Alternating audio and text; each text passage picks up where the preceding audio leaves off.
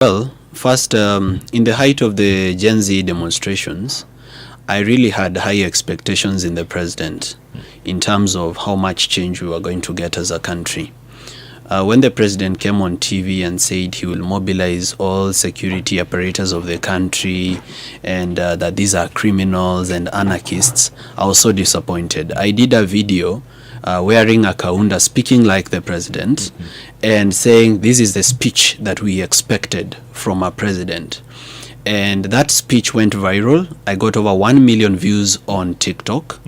So I was surprised that the president actually did some of the things that I said in that speech. For example, I had talked about the resignation of the Inspector General because I knew the president has no powers to fire the Inspector General. But I also know that most of these independent officers, they usually are appointed with a resignation letter without a date. And then I knew that he will release his cabinet. What I didn't expect is the turnaround of events. I felt like he betrayed us and that he let us down because for 3 minutes we had change and suddenly we didn't have it anymore.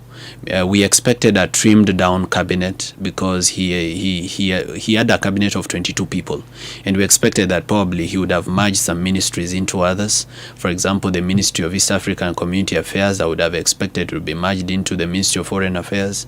I had the expectation that he would merge the Ministry of Environment with the Ministry of Water and Sanitation.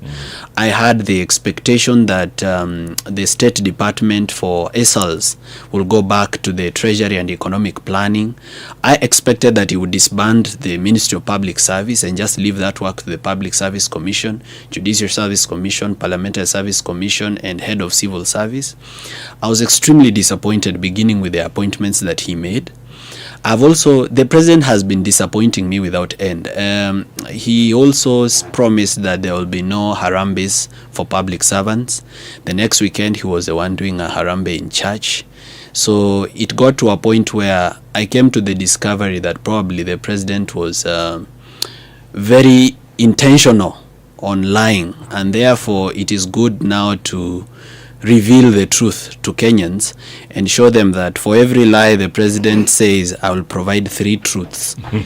So I've been going to the projects that he has launched since he was deputy president, and I come bearing gifts. Actually, when I just walked into studio, you asked me how long I've been doing this, and I told you for a month. And after I've reviewed my records, I've realized it's not true. I've actually been doing this for only 2 weeks.